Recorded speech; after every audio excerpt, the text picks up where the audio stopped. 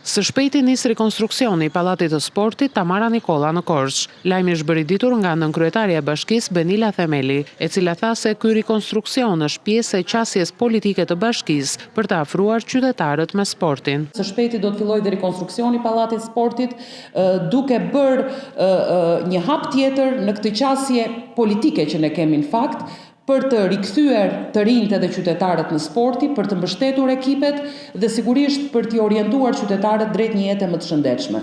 Me këtë lidhet edhe ndryrja në Parkun Rinia, ku ka korsi për vrapim, korsi për biçikleta, dhe keni parë që njerëzit prej vitesh nuk dalin me kostum shëtitje në park, po dalin me tuta dhe me atlete për të bërë sport. Këtu kuptim ka patur zona sportive e cila ka rikthyer ekipet amatorët edhe sportdarësit.